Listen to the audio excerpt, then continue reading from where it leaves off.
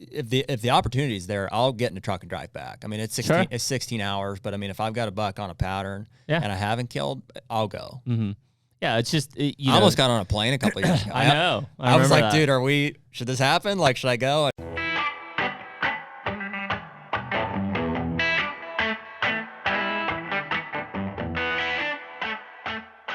The HUNTR Podcast is brought to you by Deer Grow. Man, it's almost food plot season, Jared, and Deer Grow is one of those products that has really changed the way that we plant food plots and the success we've seen from them. No doubt. I've been, trying to plant food plots my entire whitetail hunting career, which is a little shorter than yours. But the minute that I started, or that I realized that I could get Deer Grow back into some of these remote plots where I couldn't get lime or fertilizer, especially in the 50-pound bag, format. Mm-hmm. So everything was changed. I could get into these spots moving forward with a backpack sprayer, and that's since escalated to these 40 or 60 gallon sprayers, and we're doing upwards of 5 to 10 acre food plots just with Deer Grow and having phenomenal success. Yeah, and I mean, with the price of fertilizer, lime, diesel, everything this year, I mean, what better way to get in there and grow a successful food plot at about a third of the cost? Check out Deer Grow at deergrow.com. And we're back. Hey. HUNTR Podcast, episode 81. We're finally getting around to it here. We just have too much fun chatting with our guest today. That's kind of got away from us here a little bit. I have a voice today, so that's a benefit. Yeah, you sound good. You look good. 80% back. Everybody's looking good. Yeah. Styling. I didn't even look. I'm just making sure we're not wearing the same shirt. No, we're good. Yeah, 80% back. Boy, last week was rough, man. Just like crud. Yeah. In the summertime too. There's nothing worse than that. Yeah. Just what do you think? Some kind of cold that started with allergies, or? Yeah, probably started with allergies, and then I took that trip to Ohio, and it was like 108 with the heat index out there. I was just sweating my balls off and got nothing done because the meth heads tried to steal my tractor. Mm-hmm. I guess I shouldn't say I got nothing done. I got some cameras out and some mineral blocks out and stuff. I got new pizza Nalgene. Yeah, Miguel's. That's cool. Yeah.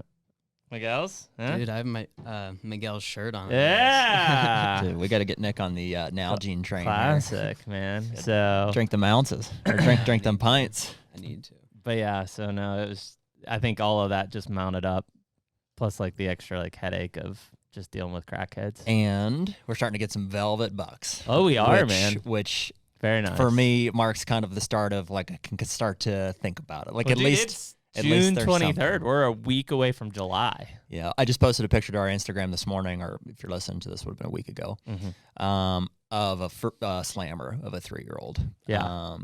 And unfortunately, and no offense, he's in the heart of Amish country, and so he'll get shot. And so we've kind of learned over the years on that piece of property that hey, maybe while I'm not going to target that deer necessarily, I'm trying to.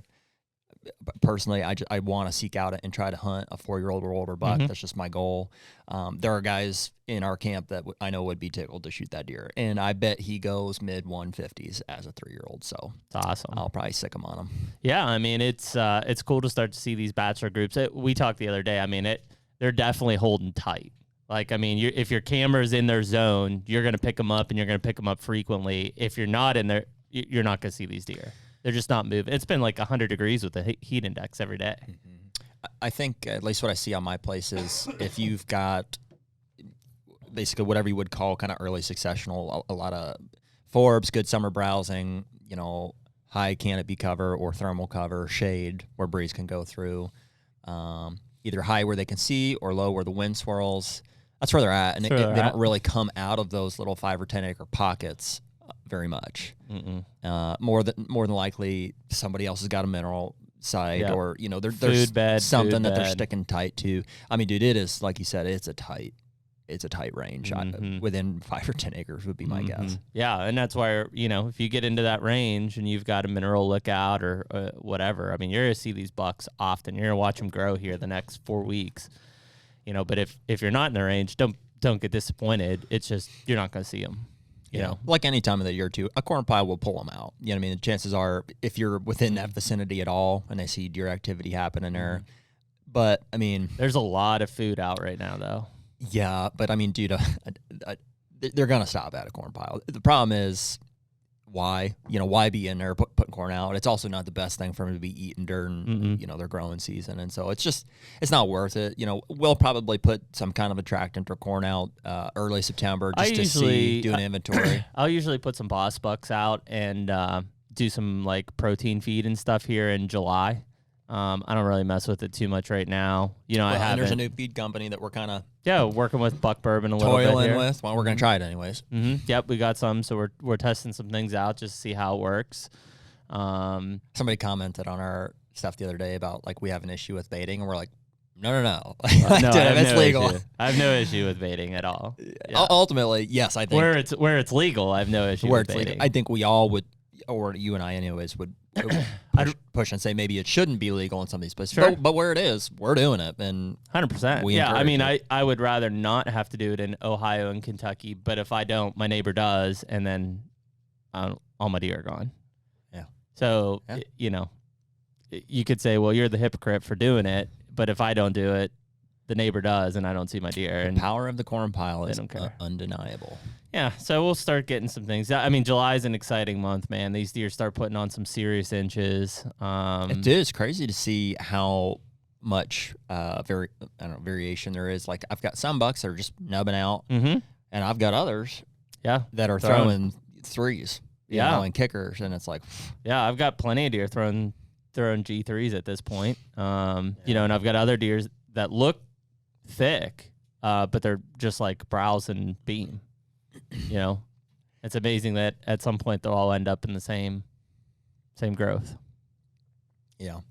Some of those early bucks, as much as people get excited about them, they're like, man, like look at this buck. He's got like, substantial 2s and 3s. He's throwing 4s. Like he'll just start calcifying earlier than the other bucks. Yeah. It's not like, I get that all the time. Some people will say, man, like I saw this buck, he's like full framed, and it's like, well, yeah, he's not gonna keep growing like that. He'll just calcify out earlier. Unless it's that fuzzy wuzzy buck right there who was full grown mid-May. That's nuts. But that's because I'm pretty confident, did not shed his antlers, just broke some stuff off. And that's one, I've got that buck in Kentucky. Remember that old one that showed up late in the season? That deer.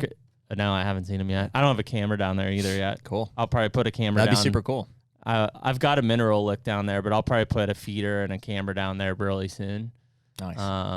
But yeah, it'd be cool to see what he looks like. Getting there, man. It's coming. Getting there. These summer bucks are deceiving too, man. A lot of guys are like, oh, look, it's a mass. But, I mean. It's super deceiving. It's good to get excited, but, I mean, they will lose a lot of mass when they shed that velvet. And a lot of these deer that you're seeing now, you will not see come September, October. Yeah, that is the case. And so if you hunt with a group of guys, I'll tell you from experience, it's not worth fighting about whether or not a buck should be on the hit list that you're getting pictures of right now. Not right now. Because chances are you'll never see that deer in person anyway. They'll be freaking gone. I've had that happen so many times where we get in a big fight about, oh, it's this age, it's that. We're not going to, we are going to hunt, we're not. Oh, this. And then we never see the deer after I used September to spend 15th. I used to spend my entire summer sitting in glass in soybean fields, and I'd watch the same buck like, evening after evening after evening, and then, I'd lay off of it, in August, September, and then like I'd never see that deer ever again. And it was like, I don't even know why I was watching for him in June and July. And it does happen. I mean, there's there will be some bucks that stick around and stuff. It just kind of always depends. is. I mean, the best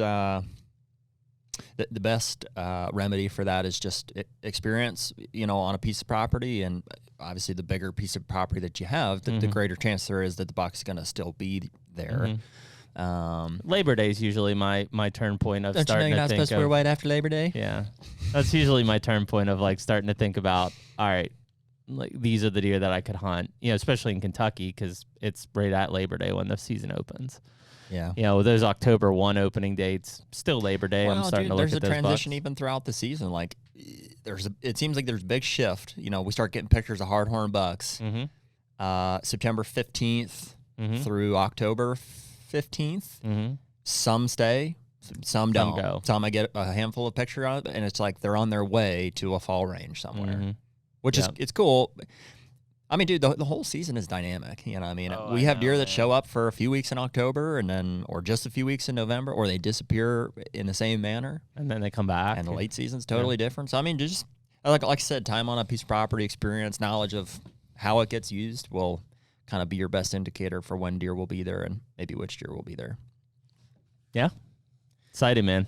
Right on the horizon. So our guest today is a friend. I'll call him a friend of ours. Mm-hmm. Yep. Tom McFarlane. Tom McFarlane. He's a Whitetail Properties agent, team leader in the state of Kansas. A lot of experience around big deer. Because he's from Kansas. I think that he and some roots in the industry as well. I want to say he was a part of the Whitetail Freaks team. Yep, with Don and Candy. A few years, and obviously has hunted Iowa a lot. Filmed some hunts for the Whitetail Properties show as well, and so one of our most successful agents as a team with his partner Todd. Yep, and I think maybe claim to fame here somewhat recently would be that Tom and Todd sold the Hooray Ranch. Yep. Hooray Ranch. Hooray. Probably how you pronounce that, which you've seen, Michael Waddell and the Bone Collector guys hunting at quite a bit. And I don't know if it's the Fouled Reality guys or it's essentially a waterfowl ranch. It's a waterfowl ranch. They did a lot of giant deer hunting on it. Yeah. I think Cohen killed a beast off of it last year. It's like a $35 million ranch, right? I'm not sure. Something like that. Yeah, big dollar ranch and big deer, a lot of waterfowl opportunities, and so Tom was a part of that transaction, which is pretty cool. Well, it'll be interesting to get Tom's standpoint on some of these, states like Kansas and Iowa, and like truly what makes them so good, and this is a guy who spends his time in those states, and we seek ourselves out there, 2, maybe 3 times a year if we're lucky. But ultimately he's out there all the time, and it's, what makes these states produce giant bucks. Well, we've already taken an hour of his time just chatting before the podcast here this morning, so let's get him on. Bring him in. Hey guys. Sorry for the wait. Well, we appreciate you coming on board, Tom. Yeah, we took up a bunch of your time this morning just chatting real estate, but now the important stuff, which is talking about deer. 3 to 5 minutes turns into 10 or 15 pretty easily, so. Yeah, we can chat about that all day. Yeah. Well, cool. Tom, I think one of the things that Jared and I were talking about earlier is, maybe give us and the listeners a little background on not just your experience as an agent, but, you've been involved in some, industry filming stuff in the past. I think we mentioned Whitetail Freaks and stuff, but, just give a little background on yourself to the listeners. Yeah, well, thanks for having me on. I appreciate you inviting me. It's going to be a good time. I grew up in Minnesota, so there was a pretty strong contingent of young folks back in the day that kind of made their way into the filming and deer hunting industry back then. And so I just kind of got into that group and went along for the ride with a bunch of guys. And so started back in, probably early 2000s, just messing around with filming, and I was running around the whole countryside hunting anyway. So I just started tagging along with the cameraman and filming some stuff, and one thing led to another, and just got to know Lee Lukowski over the years. And when him and the Kiskies decided to start Whitetail Freaks, Lee just kind of wanted us to come down and spend some time down there with them in Iowa and film for them. So that's kind of where we got started. And of course, then moved on to Whitetail Properties and just filmed a little bit for Whitetail Properties show. By that time, I was kind of more concentrating on the land business than the television business. So I realized a long time ago I didn't have the face or the charisma for outdoor TV. So it was a good transition for me to get in the land business 14 years ago, and that's my passion now. Still hunt quite a bit, but don't do any filming anymore. Cool. And you said you started in Minnesota. Was that, did you have family property there? Or I imagine being from Minnesota was primarily whitetails. Were you bow hunting, gun hunting? What was kind of your progression into filming? Yeah, Minnesota. So I was born and raised in Minnesota.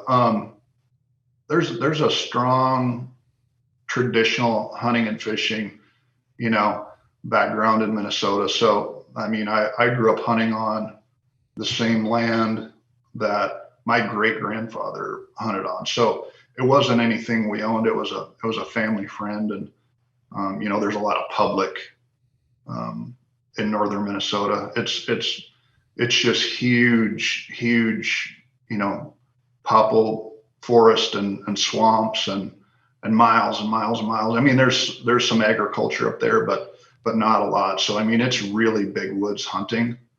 And that's what I grew up doing. I hunted birds. I did a lot of fishing. Of course, Minnesota's known for its lakes and walleyes. So I probably did more fishing when I was younger than hunting until I really got into my late teens, early 20s. And then I don't recall exactly where I would have come across it, but when I was that age, I started seeing Big Buck magazine in stores. I don't know if y'all have seen that magazine, but it's mostly Canadian whitetails. So back in the late 90s, Canada was such a popular destination for a lot of US guys. I mean, they're growing big deer up there. And so I think the first year I hunted right on the Saskatchewan Manitoba border. I was about maybe 21 years old, 22 years old, somewhere in there. In the late 90s, you said? Yeah, that would have been 92. Yeah. So early 90s is when I started hunting up there, and I found myself being fascinated with chocolate horn swamp bucks from Canada. I mean, that was really my passion for a long time, and that's what I did a lot of for years. Heck, I hunted in Canada for 14 years probably, and a lot of times I hunted all three provinces, sometimes four, which would be Ontario, Manitoba, Saskatchewan, and Alberta. And was that, Tom, was that through so you're from Minnesota, you're seeing like this chocolate horn big Canada bucks in the magazines. Are you seeking out outfitters, or did you and friends kind of go up and try to do some DIY deals, or how did that kind of start? Yeah, in Canada, it's pretty much the only province that you could hunt unoutfitted on your own was Ontario at that time. Manitoba, Saskatchewan, and Alberta, you can't hunt without outfitter as a U.S. resident. Okay. I'm not sure that any of that's changed now, but back then you had to hunt with an outfitter. So, yeah, those were all outfitted hunts over the years. I mean, it was typical to just do a 7 to 10 day hunt up in those areas. And I mean, that's tough hunting up there. That's wait and a whole day, sit all day, every day, for one opportunity, maybe even a 7 day hunt. So, that was really where my passion was when I was younger, was hunting those types of deer. As I got older and started, and I always bow hunted in Minnesota, and I did bow hunt some in Canada, but that's more of a muzzleloader rifle type scenario. A lot of times you're hunting giant country up there, and pipelines and big fields and stuff like that. And back in those days, I mean, archery hunting was not even really that popular in Canada. There was a few guys doing it, but not too many. The bow zone around Alberta or Edmonton was one of the most popular areas for bow hunting back then. But as a whole, Canada wasn't really strong on the bow hunting side of things. So I even back then I did have, I had a lease in South Dakota and had some leases around here and there that I bow hunted on. Yeah, I think the Canada thing is interesting because it seemed like we've certainly toiled over it. Well, it seemed like that 90s into maybe even the early 2000s, like you would hear about like, you'd see whether it was Jim Shockey or you'd see the juries go up there and hunt. Like there was just this kind of fascination, and it seemed like it was really polar opposite to me, Tom. Like you had guys that were hunting, I don't know, giant wheat fields and stuff in Alberta, and then you had like, call it the Jim Shockey-esque, which was like snow-covered, alfalfa bales and gun hunting side of it. Yeah, I mean, really, it's quite different from each province. Even the there's not a huge range of habitat styles really, but the hunting was quite different. Of course, Saskatchewan at that time was the only place where you could use bait, or alfalfa, bales, corn, whatever. I mean, a lot of those guys up there, the outfitters, used different things in their setups. But Alberta and Manitoba, both, that's just traditional hunting style. There's no baiting, anything like that. So in Alberta, most of the outfitters back, in the 90s were strictly hunting pipelines. So you're setting up in big, huge forests, and you're watching down a pipeline that's a opening that's, maybe 15, 20 yards wide. And you can see half a mile in each direction, and you're really just, your opportunities are pretty limited there. You're going to have to see a buck, judge it, age, size, get turned if you have to turn, and get a shot on them lots of times, 200, 300, 400 yards within a matter of about 10 seconds. So Alberta was a pretty difficult. Sounds stressful. Place to hunt, especially if they're chasing does. If they're just moseying along, obviously it became a lot easier. But a lot of those guys, they hunted tripods. You just set up a tripod with a spinning chair on the top so you could get turned around quick and stuff like that.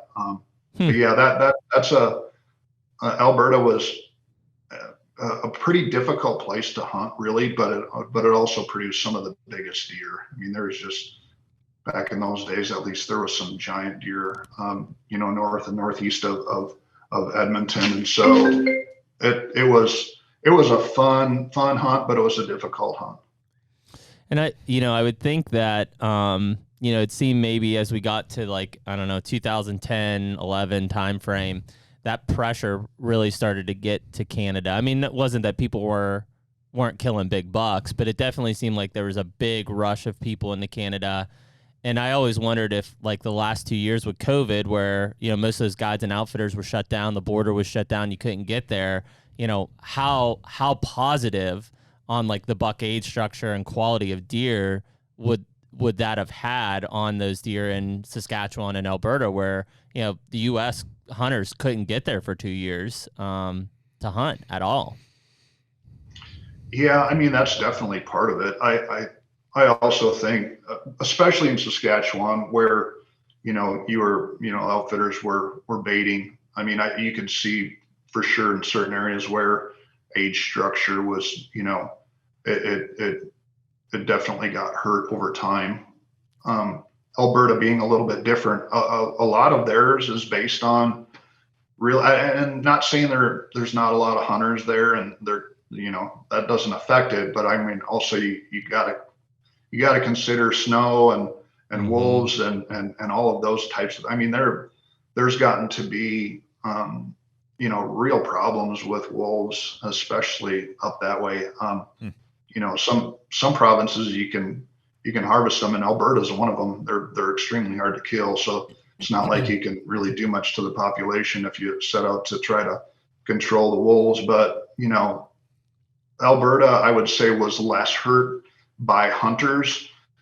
It was more of a combination of things over time, which are pretty much out of control for a lot of people when it comes to wolves, and they had some real bad winters up there. And so Saskatchewan, I would say, is probably a little bit more dependent on the age structure, was hurt more by probably hunter population and stuff like that. But they also have they have wolves there, and in Saskatchewan, non-residents are not able to harvest wolves if they see them. I mean, I had several times where I was hunting up there, and I literally had deer come through where I was hunting with blood all over them, and 30 seconds later, 6 wolves come through, just pushing them along, where I could have harvested. I could have harvested lots of wolves in my lifetime. I have harvested several, one in Alaska, and I did shoot one in Alberta, actually. But I could have shot tons of them over the years, just because all the time I spent up there. You still make it up there at all? No, haven't been there in years. I went up bear hunting not too long ago, but I still stay in contact with some of the guys that I hunted with up there. Rob Manley, who's a good friend of mine. We got to know each other. I started hunting up there because I had family that lived in Wynyard, Saskatchewan, which is right by Quill Lakes. And I originally started going to see them to hunt birds because that's a real popular waterfowl area. Mm-hmm. So my September trip when I was younger, I'd go up to Tobin Lake, Saskatchewan, and I'd fish walleye. So that's where the provincial record walleye is for Saskatchewan, out of Saskatchewan River and Tobin Lake. So we'd fish big walleyes and big pike there for a week, late September, early October. Then we'd go down and stay a couple weeks in Wynyard and hunt geese and chase birds around. And so I got to know Rob Manley through my family. They knew him through Ducks Unlimited. He had worked for Ducks Unlimited for years, and then he had become an outfitter. So his outfitting business was based up around Nipawin, just west of Tobin Lake there. So I started hunting with him. Probably 95, maybe somewhere in there. And hunted for about 12 years with him. So him and I got to be good friends. So we still chat, but he actually sold his outfitting business quite a long time ago. So he's got a fishing camp now, but he doesn't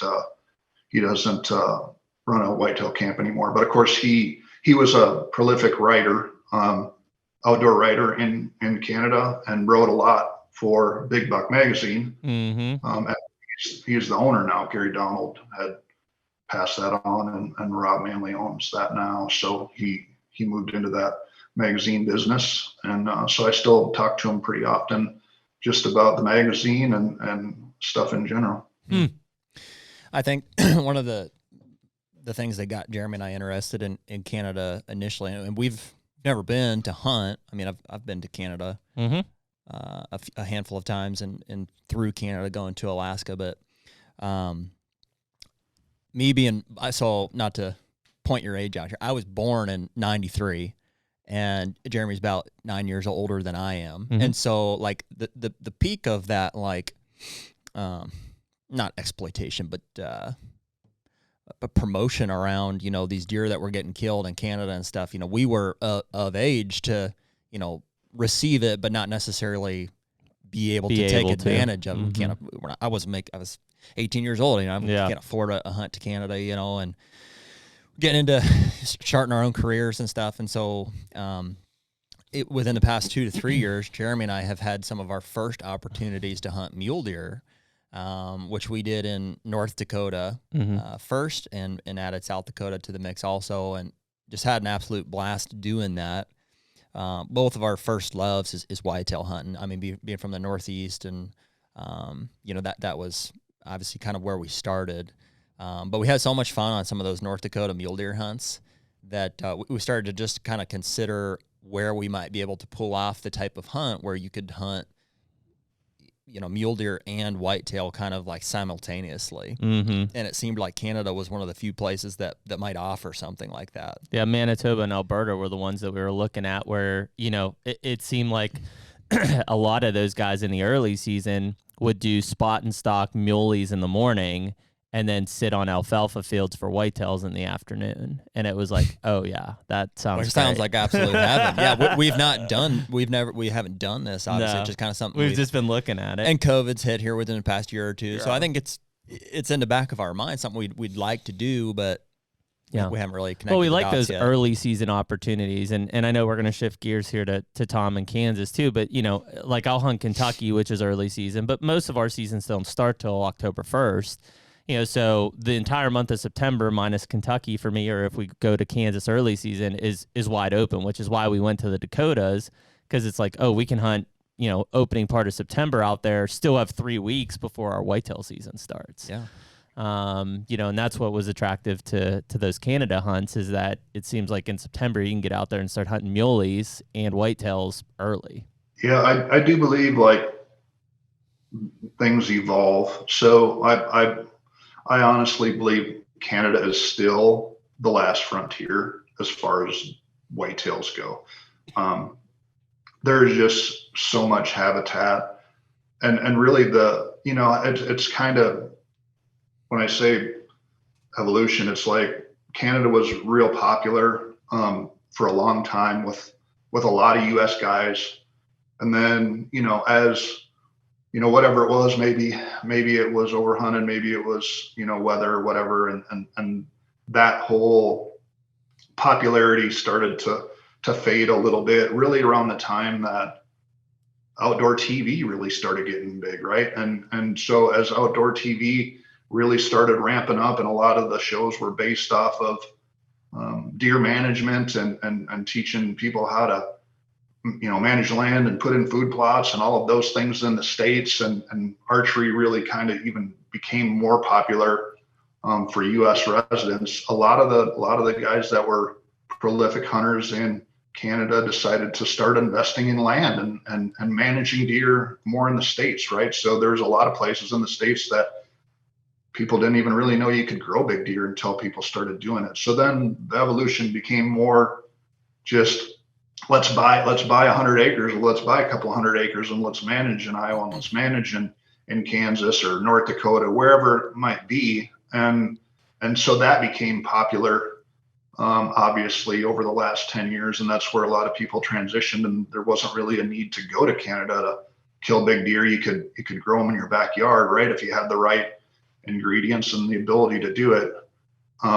I do believe that someday, we'll probably transition back to, a lot of people will transition back to Canada. And the reason being is there's a small percentage of people that manage in Canada and put in food plots and really take care of their deer there, but it's very small. And so there is so much opportunity there in the future. I do believe that will probably become popular there someday, where U.S. guys and Canada guys will probably manage deer there better. You know what I mean? It's not really, it's harder to do there because it's such a big country, but it can be done. And I've had conversations with people over the years, and I think that will probably become more popular, and maybe we see people transitioning back to the popularity of Canada, because you can still grow big deer there, and even bigger than what has been produced before, based on poor management before, and changing that into good deer management. Dude, it's obviously something that we're interested. I know you haven't been in several years, it sounds like, but if Jeremy and I, or anybody listening to the podcast, wanted to kind of like get on a course to maybe planning a hunt in Canada in the future, what does that kind of look like? Is there point systems? Are there, certain providences or even specific outfitters that kind of are notorious or worth looking at, or how would we start that process? Yeah, just back to what you guys were talking about. If you're anybody looking for a big mule deer whitetail combination, I would still put Alberta at the top of that list for sure. Saskatchewan, and I'm not up to date on this. I haven't been up there hunting for quite some time, at least for deer.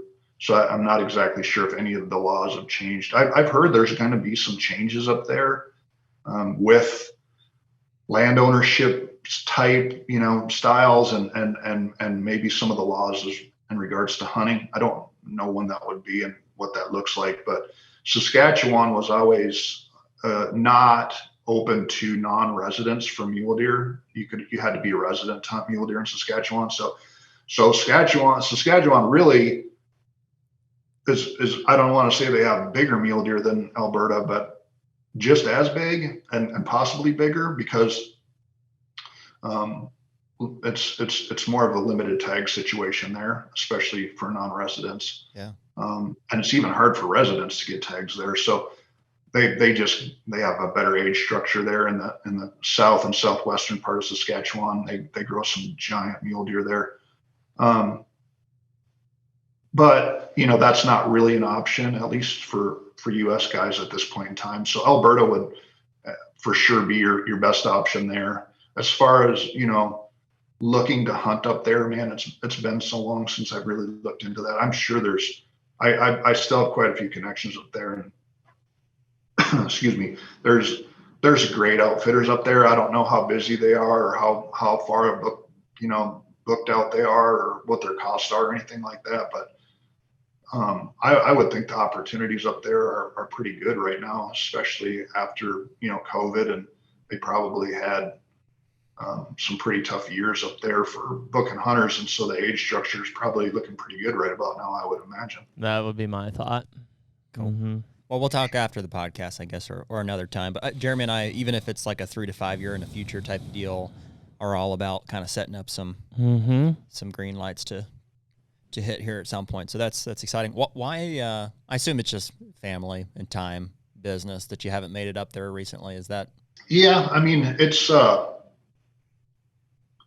combination of things. Of course, when I moved to Kansas, it's a lot farther to go. When I was in Minnesota, it was fairly convenient, but sure. I got to a point in my life where I just didn't really go on a lot of outfitted hunts. Excuse me, whether it was whitetails or out west hunting elk and mule deer and stuff like that. I started buying farms and just managing for myself, kind of like a lot of other people did. And of course, had a couple of kids, and I got a couple of young girls, and so they like to hunt. And I just ended up sticking closer to home and hunting around here, not traveling too much anymore. But they're getting older now. My plan has always been to get back there someday. Out of all the places, I've killed some big deer over the years in Manitoba and Saskatchewan. I never did end up killing the deer I wanted to kill in Alberta. So that's still on the list. I will go back someday and try to get that accomplished. That and my moose. I've been to Alaska a couple times and chased moose around a little bit, and still haven't found the moose I wanted to shoot. So those two things are gonna be back on the list at some point. The HUNTR Podcast is brought to you by Hoyt Archery. Dude, where would we be without our Hoyt bows? Probably shooting crossbows. or a Matthews, yeah. One and the same. Yeah. But in all seriousness, we love being Hoyt guys because you stand out. When you're in this room full of other people that shoot these other types of bows, I feel like the Hoyt guys just stick out. Dude, it's just a legit bow. I mean, especially that carbon riser, man. I mean, I know that they've got several other aluminum lines as well, but for me, I'm shooting that RX5 in the carbon model. They've since come out with the RX7, and I can't tell you how much I love being a Hoyt guy amongst a sea full of Matthews guys. So we're out there, I think, proving them wrong, shooting 80 pounds and killing stuff. Hey, man, if you want to get serious, get Hoyt.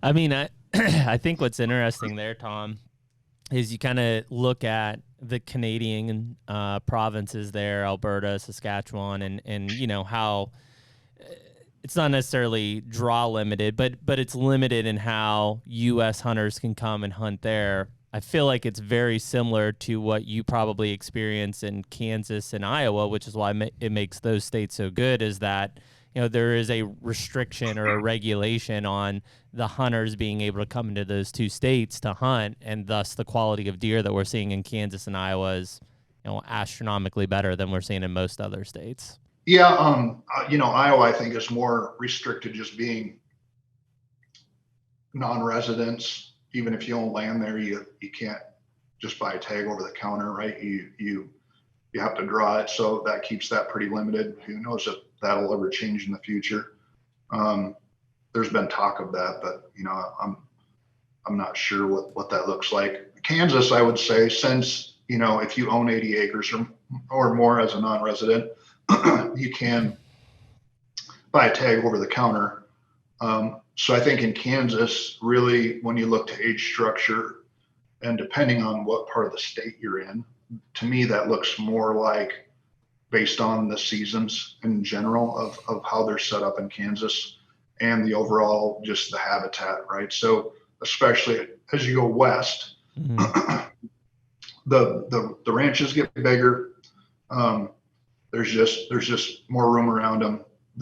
Even though a lot of those bigger ranches are leased and are owned and hunted, there's just still there's less hunters per square mile, just naturally because of the size of the properties. And the seasons are dictated as, the rifle season is not during the rut, and you can still only shoot one buck whether you're a resident or non-resident. And so those factors combined is really what keeps the age structure in Kansas at a place where it needs to be. Yeah. Yeah. And it's getting harder to draw for non-residents too. I'm not sure about if you own land. I'd assume it's the same in Iowa, or same as in Iowa. So if Jeremy and I owned land in Kansas, we still would have to draw as non-residents, right? No, you can buy a tag over the counter. If you own 80 acres or more per person, Really? and your name's on the deed. Yeah. You got 80. So you don't have you got 80 for sale? Of course we do. Of course.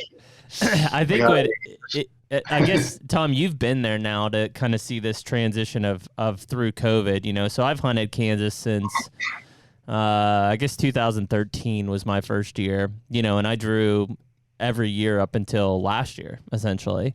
You know, and obviously I think COVID's probably put that kibosh on the draw of every year, but it definitely seemed like, you know, even in 2013, 14, 15, like there were people hunting, but I didn't see nearly as many people. Now in the last couple years of being there, it's like, you know, holy shit, like every WMA parking lot has, you know, 15 Minnesota plates or, you know, 6 Texas plates or whatever. Like it definitely seems like there's been a major push, you know, at least in the eastern part of Kansas where we're at, you know, east of Wichita. Yep. I mean, it's, again, kind of an evolution of you know, things. I think it's, you know, when I started hunting here, I still lived in Minnesota. I don't even remember the year. I mean, there never used to be any non-resident hunting in Kansas. They changed that law in around 93 or 94, I want to say. I'd have to go back and look, but non-residents were not allowed to hunt in Kansas, period, up until that time. Might even been 95. And then they changed that to allow non-residents to hunt. But what they had was landowner vouchers. So the landowners would get tags and then they could sell those to the non-residents. So that was the way it was for a few years.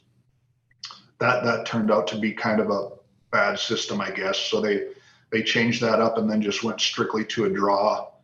And for the longest time, it was no problem getting drawn. And maybe the first couple of years there was, you know, you didn't draw a tag and then you could buy a landowner voucher if you didn't draw.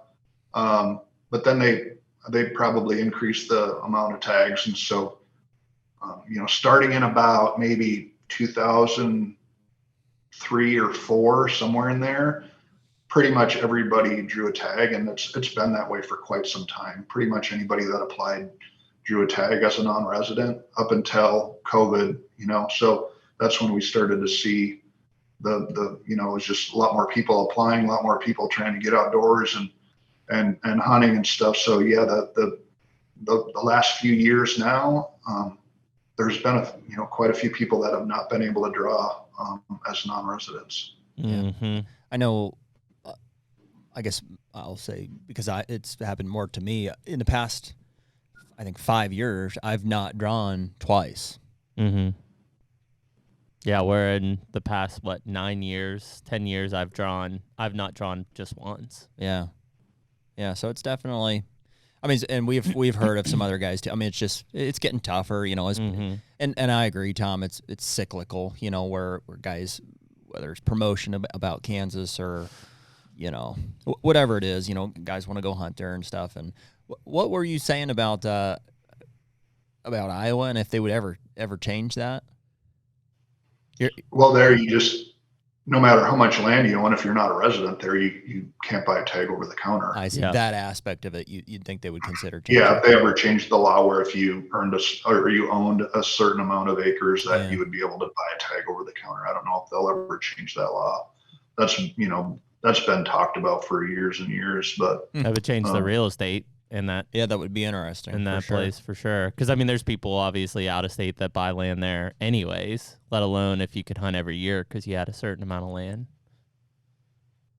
Yeah, so now I'm at this point in time, and it's been this way for years. I mean, if you own land in Iowa, you either change your residency or you jump in the draw with everybody else. Yep. Right. I mean, there's a few ways around it, just depending on what tags you apply for, if it's a gun tag and you're party hunting and all of those types of things, so that you can find a better draw. But there's still, that I'm aware of, there's no tag you can buy over the counter, no matter how much land you own there as a non-resident. Yeah. Not that I know of either.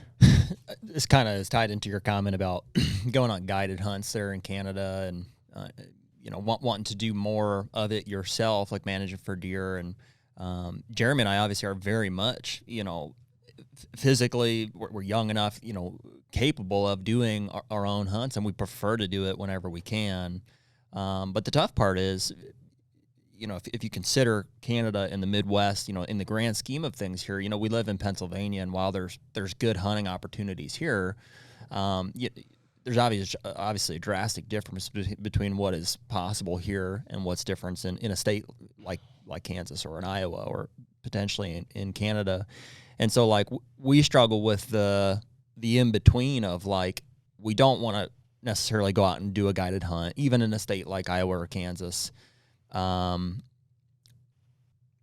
But we know that you're at a drastic disadvantage to have zero knowledge or zero work put in on a piece of property that you're going to put on a pedestal to go out and spend 1 week trying to be successful at. And so like for us, that either looks like, because we haven't for quite some time done any guided hunts. It's basically, if we can get out there, wherever it is, once or twice, to do just basic, get cameras running, get some information, or maybe we have, maybe those properties we find are in close proximity to a friend, a relationship, that somebody that's willing to go out and do a little bit of something for us. But I mean, that seems like the toughest part, is figuring out how to be there without being there. Sure. So that when when the time comes, we have some good odds. Yeah, I agree with that.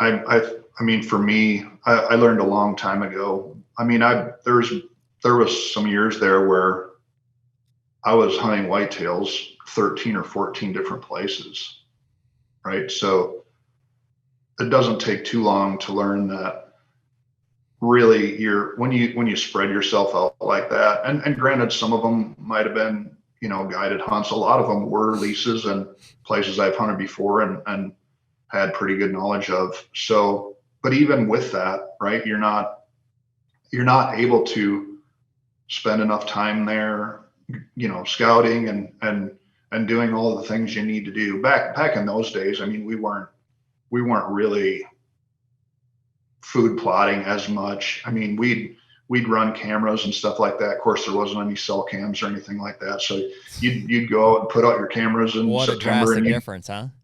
Yeah, so you'd show up 2 months later and you'd pull the card and say, "What do we got?" And you'd start hunting, right? Mm-hmm. So, but I think, when it comes to hunting big deer and mature deer, I found that I was much more effective by only hunting several places than trying to hunt lots of places, right? I was like, well, I'm gonna go hunt Canada for the month of November, and I'm gonna hunt here, and then we're gonna run down there and hunt, hunt December here, hunt archery there, hunt gun here, whatever. I mean, when you spread yourself thin, I think you become much less effective on killing big deer. You're throwing darts at that point, right? You're just hoping that you're there at the right time in the right place. And there's actually some fun in that. I've gotten to a point in my life now where with my kids and stuff, I don't enjoy trail cameras as much anymore. Yeah.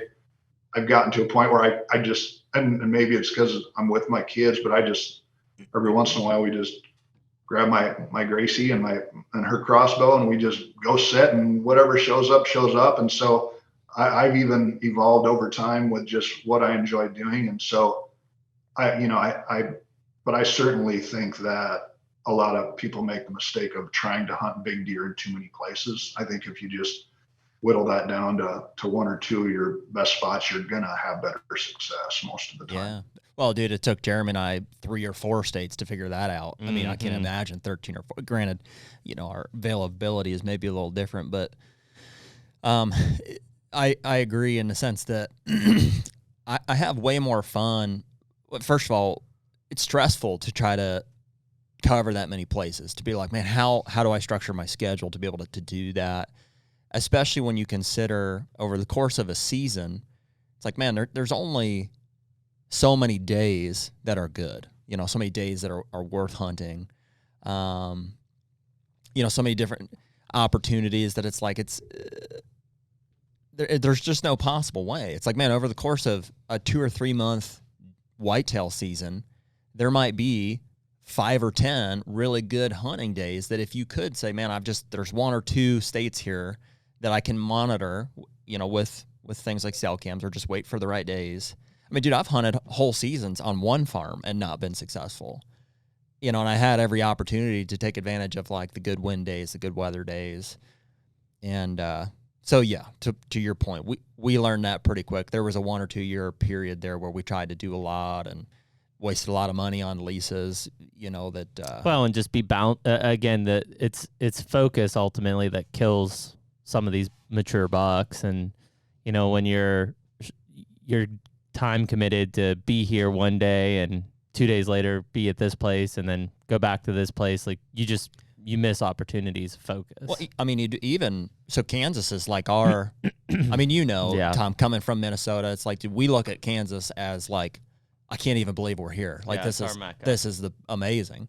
And just because of scheduling, like that's a set week every year. Like, Jeremy's dad comes with us and he, still works, has a 9 to 5, and so he has to put his time in advance. And so we go that 3rd week of November. I mean, that's when we go. And we've had times in the past where the weather sucked. We got out there and it's 80 degrees, hopped up to 70, 80 degrees. And we're looking at cell cams from home, in Ohio and, Pennsylvania, Kentucky. And it's like, they're running everywhere, and it's like, we're here at the wrong time, and even that was a negative imposed by trying to just cover 2 places, or one home place and a destination. Mm-hmm. Sure. Yep. I mean, I think that's part of it. A lot of it's just, weather too. It's so hard to plan around that. You really, you're throwing darts to try to make sure you get there at the right time. Obviously, with all the things we have at our disposal these days, we can certainly kind of whittle that down, especially when you're watching trail cameras and all those kind of things. And that certainly helps, but there's always going to be, that's the fun part of hunting, right? I mean, there's always going to be some things thrown at you that you don't expect. And if you can prevail and get that big deer on the ground, then it's that much more satisfying. For sure. Are you doing much hunting out of state anymore, Tom, or is most of it in Kansas? A little bit. I pretty much stay right around here. I haven't hunted Oklahoma. I didn't hunt last year, but we'll hunt Oklahoma a little bit just because we're pretty close where we generally hunt in Kansas. So we'll run down there and hunt a little bit. And then also, I do a little bit of stuff in Colorado. I'm the team leader for our company over there as well. And so we get some opportunities over that way. I haven't booked any hunts, guided hunts or anything like that. But I still apply to some of the Western states. I'm very fond of Utah for elk. I hunted there, several years in years past. I haven't hunted there for a while yet either, but I'm getting my points up there, and one of these days, I'll get that tag, for that unit that I'm trying to secure. And when I get that, I'll be back over there, and I'm always looking at New Mexico and some of that stuff. But again, I've tried to be a little bit more well-rounded once again, as a sportsman. I mean, we have great waterfowl hunting here. You guys had kind of talked about hooray there in the opening segment. And, really Kansas it's so well known for whitetails, but it is kind of still even under the radar for waterfowl. I mean, there's so much good waterfowl hunting around here. And so that's what I grew up doing, a lot of waterfowl hunting. And so I've kind of gotten back to that. And even though there isn't a lot of fishing around here, if I do get a week nowadays, I every once in a while run to Colorado to do a little fly fishing, or run back to Minnesota and go fish walleyes. So I try not to spend too much time just hunting deer anymore. I try to try to do a little bit of everything. And so that kind of keeps me, I don't run around to too many states, I'd say.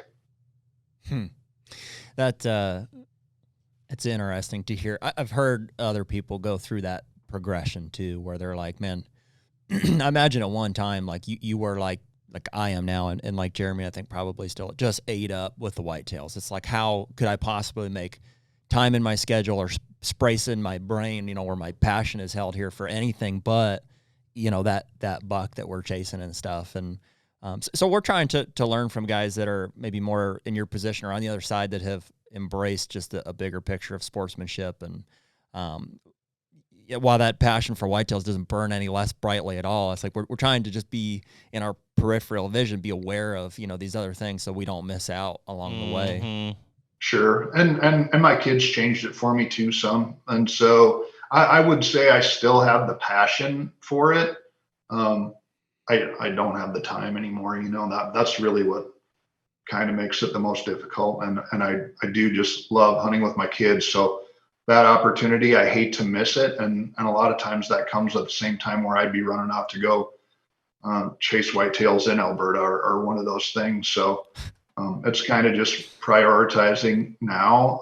As they get a little older, I think the passion is quickly renewed. So I for sure, don't plan on not hunting big deer. I just don't do as much of it anymore. I do feel like I did kind of run its course.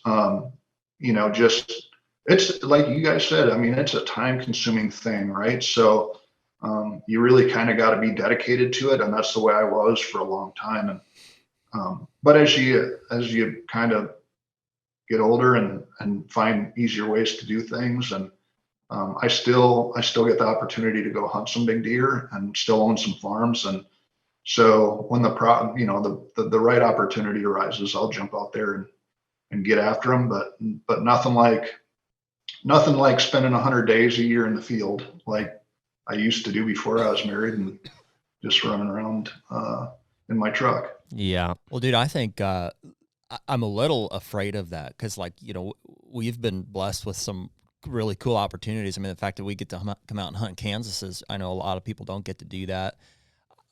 It seems like we spend a majority of our time just embracing the suck about the fact that we have to work all the time and that we have XYZ going on and that we're far from like these whitetail destinations. And when it does come around, it's like we haven't been spoiled by the fact that it's like, oh yeah, we live in Kansas, or it's like, we see these deer all the time. What, like, dude, just even for us to drive out to the state of Kansas and to be there is like I said, it's like this. I can't believe this is happening. Every time we go, it's like just the fact that we're here. It's like, this is so amazing. And I'm fearful of the fact that, like, dude, if we acquire too many opportunities, like, oh yeah, whether it is like, well, we own land and we're out here all the time, or I go on 3-4 hunts a year. It's like I'm fearful that would become less special. The HUNTR Podcast is brought to you by Stealth Cam. Dude, where would we be without our cell cams? I would definitely be divorced at this point. Yeah, I hear that. I mean, the fact is I spent more time checking cameras than I actually did hunting prior to cell cameras.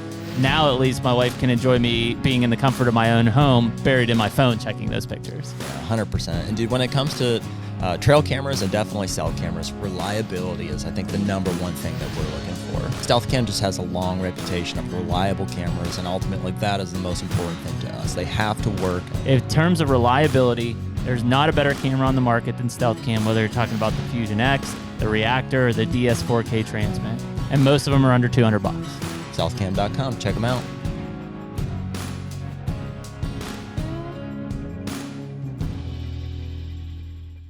Yeah, for sure. I mean, Wichita's a great place to live, though. So, I mean, you never know, right? Never say never. You just, all of a sudden one day you might wake up and you say, all right, let's pick up the kids and the family. We're going to Wichita, but right? Here's the other thing too, Tom. So I'm 29 and my wife works full time. We run a family ice cream shop on her side. She's a fourth generation, and I spend a majority of my time, as does Jeremy, building our Whitetail Properties business, selling real estate here in Pennsylvania. The question, as we're kind of she's turning 30 next week. You know, we don't have any kids. My parents are starting to push the issue, and you know, there's a biological time clock ticking too of like, hey, are we gonna have kids or not? You know, and we've been so busy and just enjoying our marriage so much until this point, and like there's a lot of things that we want to do. Mine being primarily based around hunting whitetails and mule deer, that, you know, and she, the situation that we're in at this point is she's like, well, like, do you want to have kids or do you want to like do these hunts? And I'm like, well, you know, and she's kind of like, well, I'm not really wanting to have kids either. I mean, her schedule is just as busy as mine, and her hunting for me would be like, well, I want to travel. I want to be able to do these things in the off season type of a deal. And so like, we're kind of in a situation here where it's like, the answer is hunting right now. I'd rather do those hunts. You gotta make a choice here at some point. Yeah. Well, if we've got some years here, I think, to do it, but sure, I don't know. Words of wisdom, I guess, or I can tell you got time. Right. You don't have to do that today, but for me, for instance, like what allowed me to do so much hunting when I was younger, excuse me, my family owned a golf course in Minnesota. So that's what I did for a living. That's what I went to school for. And the golf season in Minnesota is pretty short. So I was able to finish up about, 1st of September.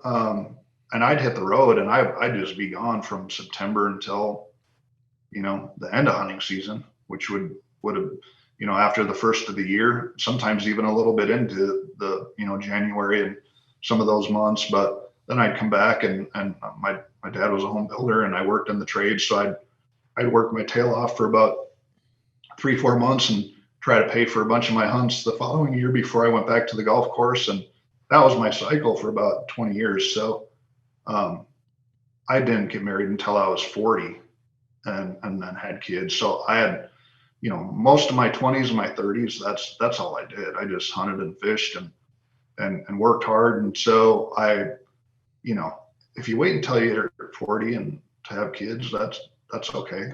That's how I did it. Now I'm just, that's why I've kind of stopped hunting deer as much and just started hunting with my kids, is because I had the opportunity to do all that. And now I just enjoy hunting with them. And quite honestly, we have so many clients now that we've sold farms to over the years out in this country. We have so many friends that come back in the fall that are here hunting and are killing big deer. My partner Todd, he helps so many guys out on the ranches, and there's always guys killing big deer. I get kicks out of just running around and looking at all the big deer that everybody else has killed, and we're here to help them, and we're trying to help them as many ways as we can on their properties and all of those things. So we enjoy watching them kill big deer, and we just run around and hang out with them and enjoy that hunt with them. So that's one of the great things about being in this business. Even though we're busy and I don't get to hunt as much, we certainly get a kick out of all the people that have bought stuff out this way that are killing big deer, and we like to see them when they got time to come out and hang out with us. For sure. Well, and especially as like somebody in your position who's, I won't say mastered it, but you've killed a lot of big deer, and to a point where it's doable. For guys like Jeremy and I, or maybe even that are not even as exposed to that type of, like, it can happen. I think that ultimately that's where the enjoyment kind of comes from, is being able to like navigate the course for other people. Like even in, I live in Pennsylvania, but a lot of my hunting happens in Ohio, and I'm, like I said, certainly not a master, but I've killed a handful of decent bucks on the property that we have to hunt there. And I've got my dad, my uncle, some of our close family friends that hunt the property, a really good friend of mine that I've kind of gotten into bow hunting. As much as I'm trying to kill a buck there for myself, like I'm starting to realize how much fun it is to, and while they don't want guided necessarily, to be able to set the stage to put them on some big deer and to be a part of that is, is different, but it's also a lot it's still of fun. rewarding. Yeah. Yeah, I mean, and it's, I don't know that I'd say we mastered it. There's certain parts of Kansas that vary a little bit just based on habitat. Out where we hunt, typically, and where we've sold a lot of lands to a lot of ranches or land to clients out that way. I mean, we certainly have developed a system, right? And we know what the deer do out there. We know how to kill them and what's the best way to set up your property and all of those kind of things. And it's a little bit different out there. A lot of people that come to Kansas have expectations of still the prototypical, cornfield, creek bottoms and big timber, bow hunting, putting your ladder stand or hang on up in a oak tree and just waiting for the rut to come through and catch a big Kansas buck chasing a doe down the tree line, that type of stuff, which certainly happens. That's not typically what we've grown to love and kind of master in Kansas. Obviously out west it's more arid, so it's much more of a open plains, grassy type, pasture land hunt, and it's hard to get people that and even experienced hunters, right? It's hard to get people to kind of accept that sometimes, or to love it, to enjoy it, to really see what type of system it takes to kill those type of deer out there. But it's one of the easiest places that I've ever found. All of the places I've hunted, it's one of the easiest places I've ever found to actually get a deer killed once you've kind of spotted them or know about them, like you guys were talking about earlier in first segment. I mean, it's the same out there in that big country. Whatever you have right now, you're not going to have come September 15th or October 1, right? Sure. So you can run all the cameras you want out in that country. I mean, there's deer travel 4 or 5 miles out there. You might have them in September, and then they're gone in October, and then they're back in December. You know what I mean? And so, but especially early out that way, the key out that way in comparison to a lot of other places is just limited food. So out in that big ranch country, a lot of it is prototypically winter wheat. I mean, that's just what the soils are best for. So it's a lot of pasture, and then it's just a lot of winter wheat. So winter wheat out that way, it doesn't even go in until late September, early October. So the early part of the season, most of those fields out there are bare. They're just dirt. So the other prolific, crops out that way are alfalfa or milo, and those go in earlier. Obviously, alfalfa is in all summer. So if you got a good stand of alfalfa out in a lot of that country out there, I mean, you're almost certain you're going to have a big deer going to it. Yeah. And if you do it right and you set it up right, you're going to have a very good chance of killing that deer early. And that's that's where a lot of the big deer out that way get killed is in the early. It's really the first 5 days of the season.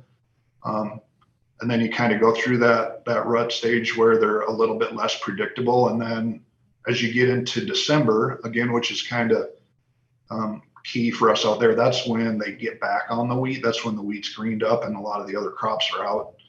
The alfalfa hardens off. And so they're back to wheat in December, or corn if you're running feeders. So,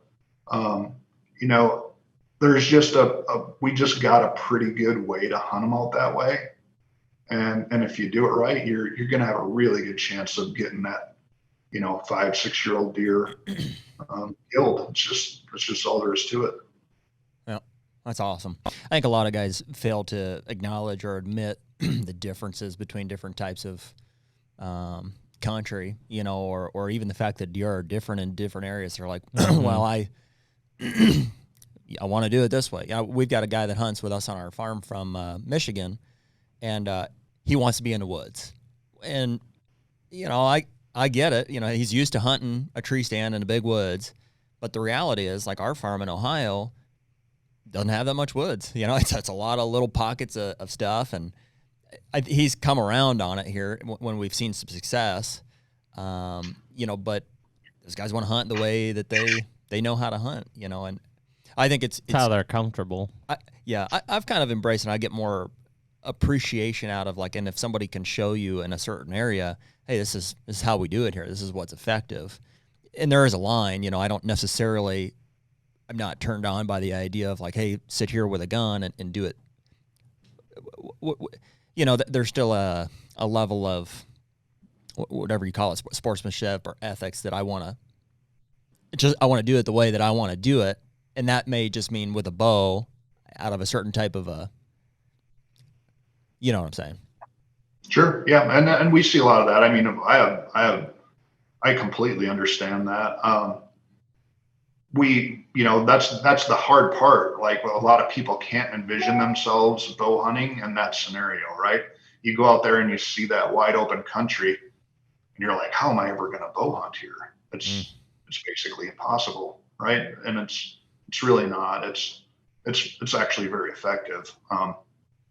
And pretty easily done, quite honestly. I mean, we utilize trailer blinds and the deer are just a little bit different out there, and how you approach them and how you pattern them and things like that. I mean, it's a very effective bow hunting area. It's just, you're not going to be sitting in a tree, on a creek bottom. I mean, we have a little bit of that, but it's just different. Most of the time you're going to be kind of moving around. We have some guys who bought some stuff out that way that they're bow hunters and they only spot and stock. They've bought land from us and they don't want any trees. They want to be able to glass from a distance and spot and stock. And that's just the way they do it. And they kill big deer doing it that way. Nice. Yep. Yeah. It's cool, man. Well, we're coming back. I think I told you we drew in Kansas this year, so we're coming back. Yeah. Second or third week in November. And I'll actually be in 2 of your states that you cover this year. My dad and I are going to Colorado on an elk hunt, and that'll be my first elk hunt and probably first guided hunt in 15 years. Yeah.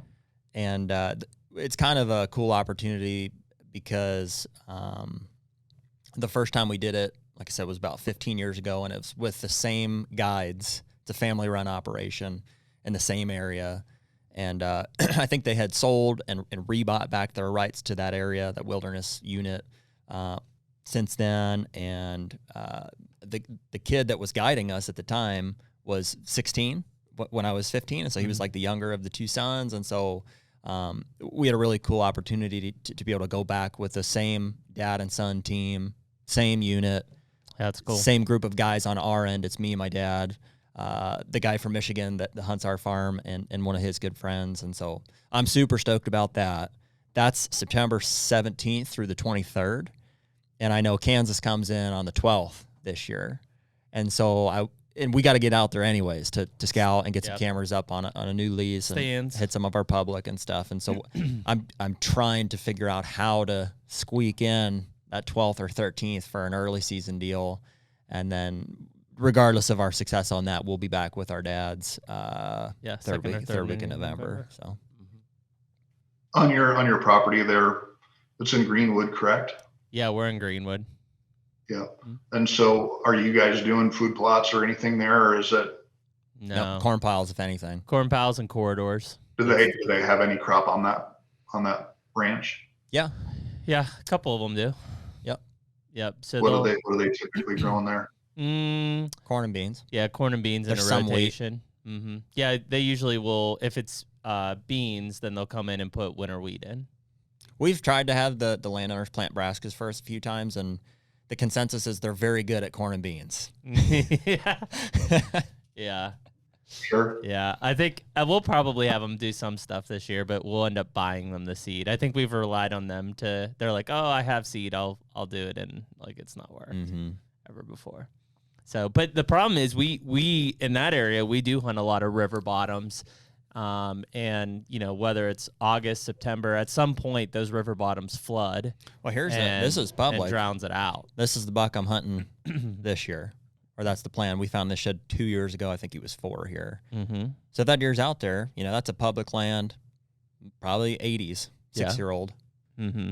And I'd be more than happy with that. Yes. There's another buck that I missed down there a few years ago that we call Pretty Boy. That would be, the year we found this shed, this was spring of 2020.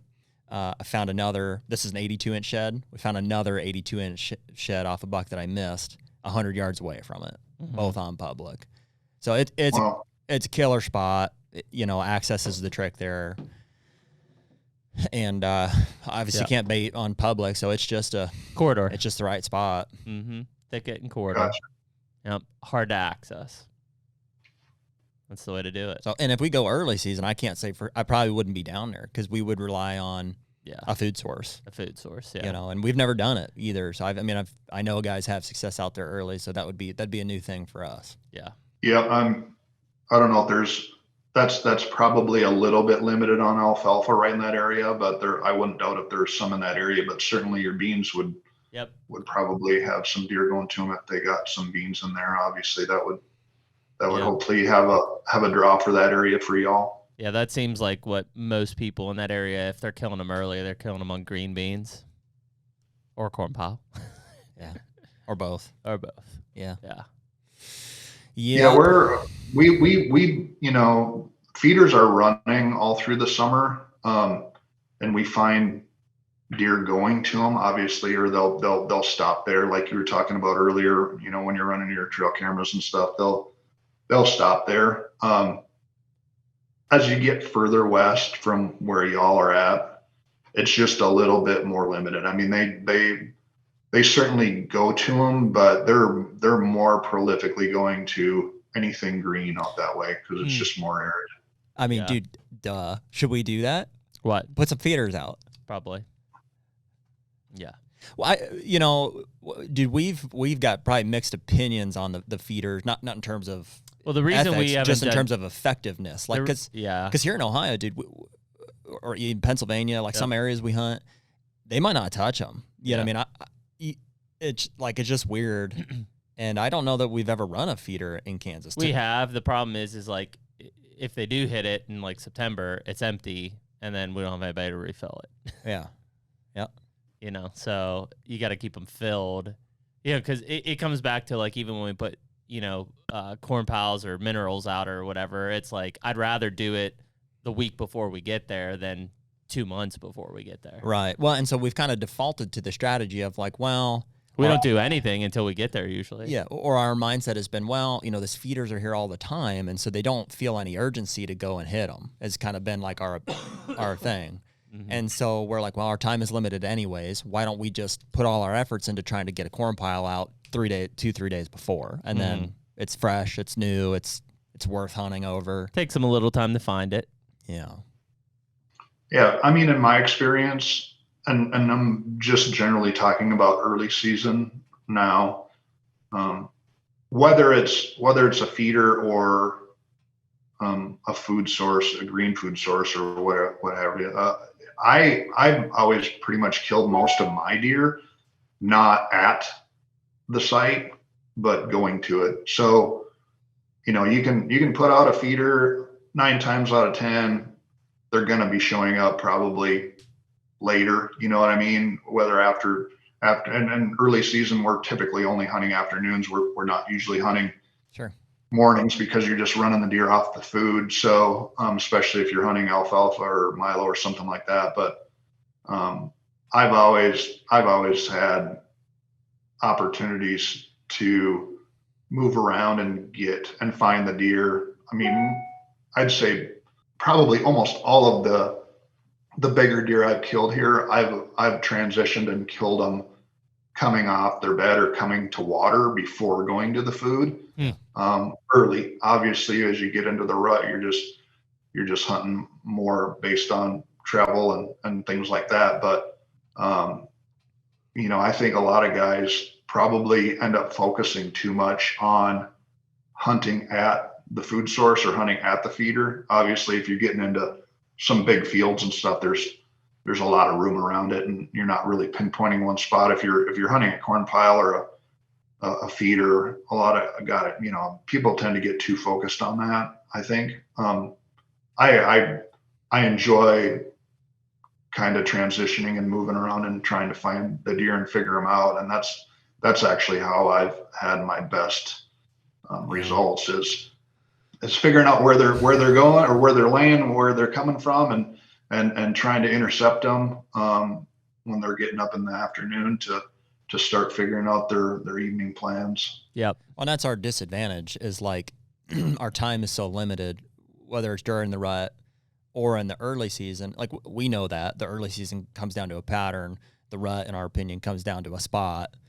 And so like to have, such limited time to try to figure out a pattern. Because of that time limitation, that's why if we can get them out and they last, those cell cameras have been our only form of like remote intel while we're not there. Well, and dude, and they're not great. They're not 100%, but better than nothing. It is very doable. I mean, the problem is like if we go out and do that early season hunt, it's because it's so close to my elk hunt and I've got responsibilities here at home and stuff too. It's like that. It would not be more than 1 or 2 hunts, which is 1 or 2 days. And it's just hard. It's hard to make anything happen in that. Very hard. If y'all need some help, let me know. I can. I don't know how your landowner is over there. If he's secretive or what's that? There's a couple of them. Like so our setup in Kansas is we've got 2 leases. Yeah, we've got 2 like we got a 160-acre lease. Jeremy, how big is the one we have that we've had for a while? We've got 2 160s, and we've got the other one is 240. And we may be giving up the 240. Mm-hmm. And then we hunt public. Mm-hmm. So I don't know, dude. We never considered an early season hunt, frankly, because it's just always November. I think the hardest part for us is that, and this is for most people listening to this, they've got 1 week, right, a vacation that they're going to take and they're going to implement, whether it's in the home farm or if they're going out of state to hunt. And that's kind of how we are with Kansas, is that we know it's going to be that 3rd week usually of November. That's when my dad puts in for his time off, and we go. And if we're off on the weather, we're screwed. Like hunt, maybe one of us gets an opportunity. Normally one of us does get an opportunity, but the rest of the week is just a struggle fest. That said, I think as tags are getting harder to draw from year to year, mm-hmm. and our access is expanding, I think Jeremy and I are if the opportunity is there, I'll get in the truck and drive back. It's 16 hours, but if I've got a buck on a pattern and I haven't killed, I'll go. Mm-hmm. Yeah, it's just I almost got on a plane a couple of years ago. I know. I was like, dude, should this happen? Like, should I go? And ultimately, it's a limiting window, and there have been days, or I think it was the year that you didn't draw. Like the weather was unbelievable. It was super cold, but I saw, $10 a day, at least. Yeah. But then you get other and we have 4 terrible. guys. We have 4 guys. Yeah. Dude, if our dads weren't coming, I don't know. I guess I can only speak for myself, but dude, we'd be flexible. I would just stay until I killed one. or we would say, hey, the week before is actually going to be better weather. We're going. Yeah. So we're just kind of trying to be accommodating. Most people have to say in advance, because it's normal work notification. Hey, I've got 7 days. I'm putting in my notice. Typically, it's going to be one of those first 3 weeks of November, right? That's their vacation. And the hardest part for a deer hunter is you can't predict the weather that far out. If the weather sucks, your hunting's probably going to suck as well. And it is a major drive. Whether people want to, they'll mm-hmm. still rut in the heat, but your hunting's not going to be nearly as good. It's just a fact. Yeah. Oh, that's 100%. And I would fair to say that around here, where y'all are hunting and where we hunt, it's even more so than a lot of other places. Maybe you get Texas and Oklahoma and some of these other states are probably similar or similarly affected, but it's more prominent here in November than a lot of places I've hunted in the Midwest, because like, you know, Iowa and Dakotas and Minnesota and some of those places. I mean, you'll get a warm trend or some higher temperatures, but it's nothing like it can be down here. I mean, if you down here in the middle of November, and I've seen it year over year, if you get a week of really high temperatures, and when I say high, we're talking upper 80s, low 90s in November. I mean, it literally shuts off completely. Yeah. And we had it 2 years ago was the last time we drew. Sadies. Yeah, it was hot, and it shut right off, and we sat for a week. And I remember feeling like the best day was the first day. I think that's when I killed. Yeah, and then it just got hot. Yeah, and it sucked. Yeah, I mean, it was cool to be out there, but it was hard. It was a drag every day. Yeah, because by 10 o'clock you're cooking in the stand, and you know nothing's moving. Yeah, you know, and whereas like in 2018, that year you missed, I think for 5 or 6 days it was below 20 degrees and snow. It was amazing. Yeah, you know, and I saw so many opportunities. That buck that I missed, it was a target panic miss. I mean, there's a whole nother podcast maybe, but I've got it figured out. I've got a whole different, you know, kind of approach on that. I'm not missing anymore. I was at 1 o'clock in the afternoon, and we'd seen deer. Freaking buck come trotting right down a fence line, jumped right. I mean, it's 20 yards, you know, and I misjudged the distance, first of all, for 30. And I had my target panic issue going, and I put it right through his upper shoulder blades. I mean, you know, right above the spine, probably. Yeah. So that weather is a big. Sorry. Yeah. What were we talking about? The weather is the determining factor. Yeah. You know, and again, when you can't be flexible, like, all right, I'm going to go hunt tomorrow evening because it's right out my back door. Which is the way to do it, dude. The way that whitetails get killed is spending time in the area where they live, because you just see them, and being able to take advantage of those weather fronts. That's it. So it comes down. Yeah, I agree with that, and that's why we do encourage a lot of our guys. We have a lot of guys out of bought properties, and that we help out. We always encourage them to come early, just because early it's hot no matter what, and so they're just less susceptible to being affected by weather. They're pretty, you know, they're on their summer pattern still, you know, and it comes into play literally when they shed their velvet, because that around here is usually always in that, you know, first couple of days of September, and you know, season comes in 12th or maybe 9th to the 16th, somewhere in there. And so it's always a race. If you got a big deer that's coming regular, to hope that he doesn't change up the pattern too much right when they shed. There's always going to be some of them that do, but hopefully you keep the one you're trying to kill and they stay on pattern.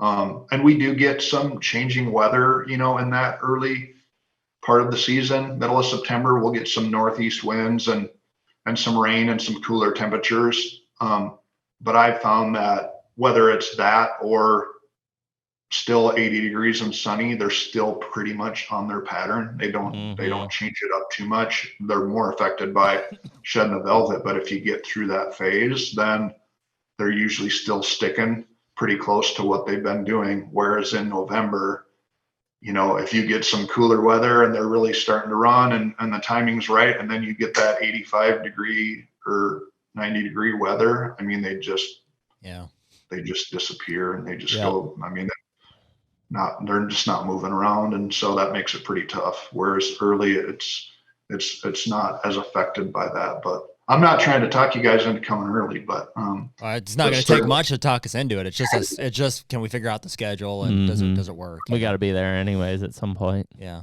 and we appreciate the offer. You know, we may take some help, and we'll see as the time goes on. I'm out in that country, so I mean, if y'all want me to ship me a couple cameras and I can stop and grab a couple bags of corn, I can certainly get them put out for you. I mean, we do it all the time, so that's no problem. All right. Yeah. It's a lot easier. It might give you a little intel, a little insight. That's all we need. Just a little bit of hope.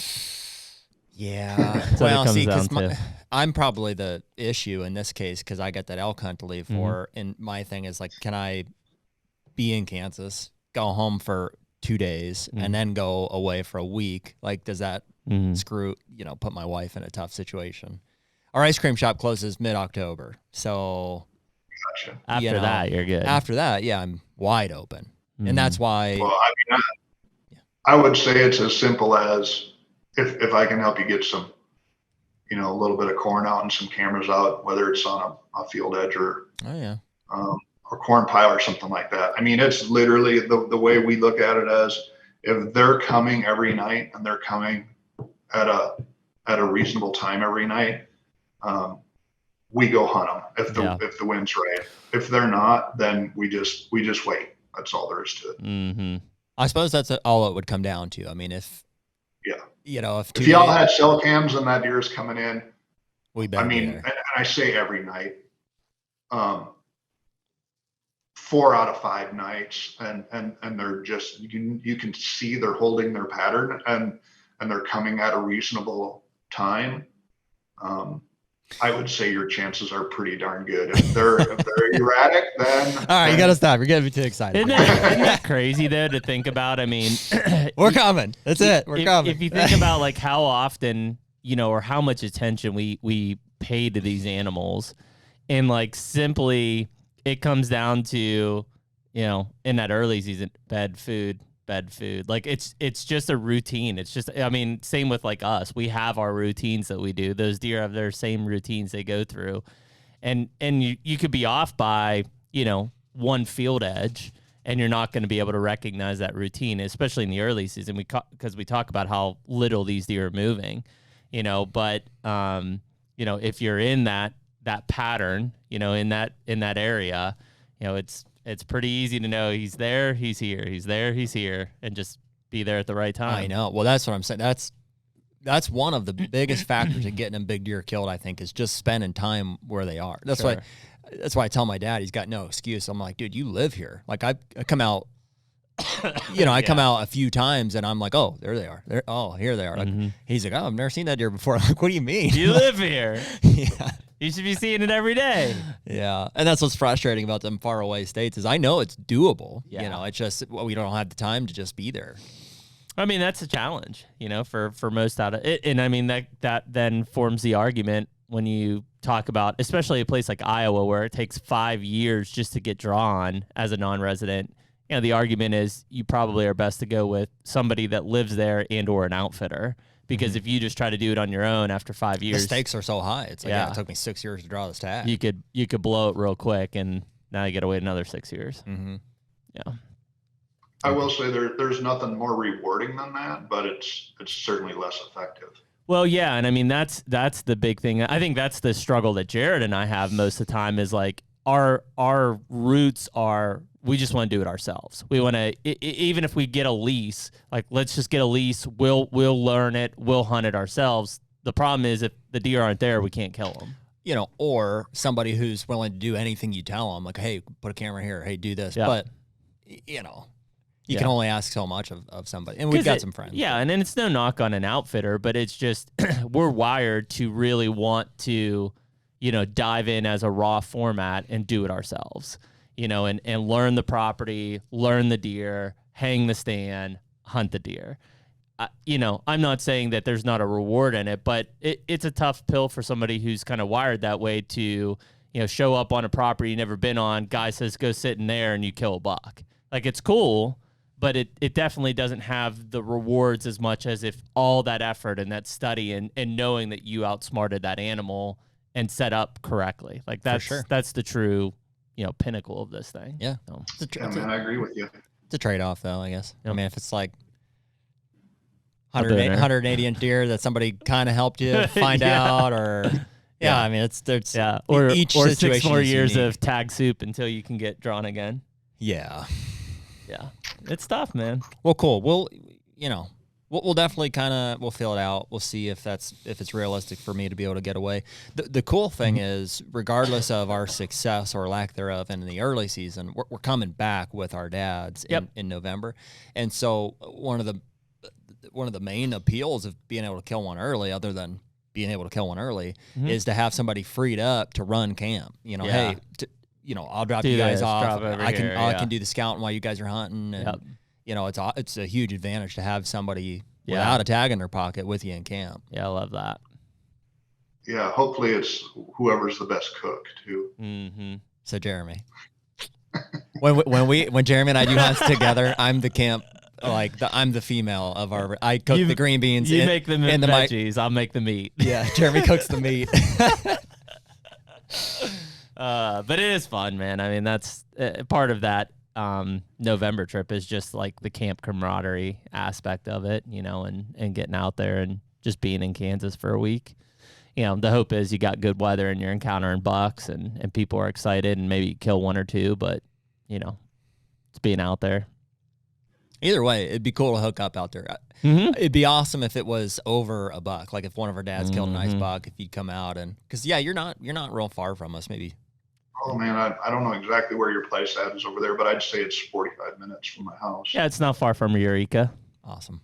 Yeah, maybe an hour. Yeah, I was gonna say closer to 50 minutes to an hour if you're on the east side, right, of Wichita? Mm-hmm. Yeah, so it's probably 45 minutes. Awesome. Well, cool. We'll make something happen there.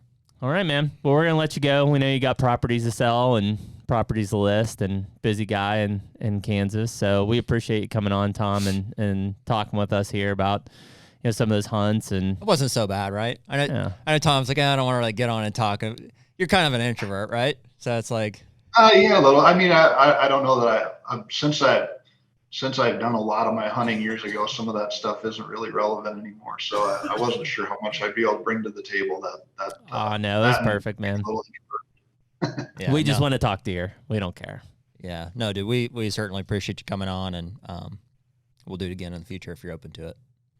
Yeah, man, absolutely. It was a great time. I enjoyed it and love doing it with you guys. And always here to help you, whether it's throwing out a camera that you mail me or talking some real estate and seeing if I can help you. Love it, man. Glad to be here. Very cool. Well, thanks, Tom. We appreciate it, bud. All right. Take care, boys. And awesome. Always a good time to talk about Kansas, giant bucks, Canada bucks. Yeah, man. Tom's a wealth of knowledge. I mean, he's been in the land business for 14 years, I think is what he said. Mm-hmm. You know, and obviously, you know, his industry experience is a big piece of that. But, you know, I think when you get into some of these places like Kansas, you know, as non-residents, you know, and even people that are there fairly frequently, you know, unless you live in Kansas, you fully don't understand, like, you know, the whole process is like he said, you know, big differences between the Western Kansas and where we hunt in Eastern Kansas. And, you know, the changes that have even happened since the 90s. You know, I can't believe that you couldn't, as a non-resident, even hunt there, you know, before whatever, 94, 95. Yeah. You know, giants walk that state still. You know, my hope is that the state is smart enough to realize where their threshold is and allowing non-residents in so that, you know, that age structure doesn't take a huge hit. It's going to take a hit. I mean, there are more people hunting Kansas today than there probably were in 2005. You know, but the hope there is that ultimately it doesn't negatively affect it so great to where we're still seeing 150s, but they're all 3-year-olds. Yeah. Dude, I'm grateful that we don't have like immediate access to all that stuff. Mm-hmm. Like I just think that's what kind of keeps it fun for us. It keeps it that mysterious destination. You know, like, yeah, there's Tom living there and God doesn't even really care about it now because, you know, he does. He's had his fill. Yeah, you know, had his fill. It's right in his backyard and it's. Well, that's it. When, I mean, you hunt the pinnacle all the time, eventually what's left? Yeah, exactly. You know, where we hunt Pennsylvania and Ohio, which is good. Ohio's great, you know, but you go out to a Kansas or something and it's like, whoa, this is wild. Yeah, it's easy to like want it all, but I hope that like we're, I guess, even wise enough to realize that like you don't want it. You don't actually want it all. No. You know. Well, and I think that goes back to, you know, it's crazy to say it, you know, and anybody who hasn't been to Kansas may not experience this. It like, well, we're hunting out there. If we don't kill 170 plus inch deer, like nobody gives a shit. The locals, you mean? Yeah. Yeah. They're like, oh, what'd you kill? Like 155? Oh, okay. Yeah. You kill something bigger than 170, they'll acknowledge it. But, I mean, you need to be killing 180s to 200s for people to locally pay attention to it. Yeah, and not that we're doing it for like local clout, but just to give you perspective on like what kind of deer are there, and it's not just Kansas, Oklahoma, Iowa, Illinois, Missouri, any of these Midwestern states in different pockets throughout them. Like the locals are a good indicator of the perception of what deer are there. They see the deer that their friends have killed or that they've killed on family farms over the years, and so we try to just, like I said, not use that as a benchmark, but it does give us some insight as to what's possible 100%. In an area. Yeah, and I think that's what that's what keeps a place like that so special, is that you can go into these places. We talked about it not long ago, what your uncle got that picture of that giant in Eureka, that Marcus had on camera. Yeah. It's places like that are so intriguing and interesting and catch people's attention, where ultimately, there's a lot of places where you'll never see a deer like that, or it's so uncommon that, somebody kills a 155 around here and like people talk about it. Yeah. And it's just the differences of where you're at and you go out and kill a 150 in Kansas, like that's awesome. You can't say that that's as equal to a 150 around here, because it's not. Right.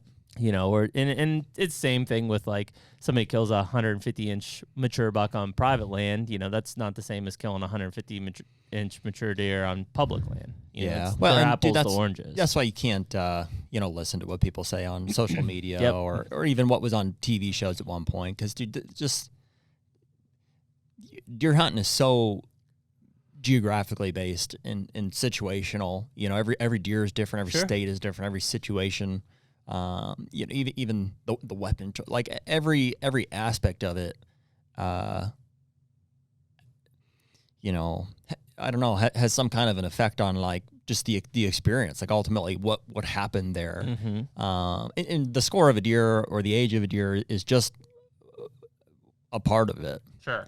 And so, but yeah, like you said, it generally speaking is harder to kill a 150-inch deer here in Pennsylvania than it would be in the state of Kansas. So there are some generalizations you can make about it, but well, and that's where I think that obviously not saying that nobody's a great hunter out there in Kansas or Iowa, but there's some really good hunters in some of these other states that don't get credit for it because they are born and raised in Pennsylvania or West Virginia or North Carolina.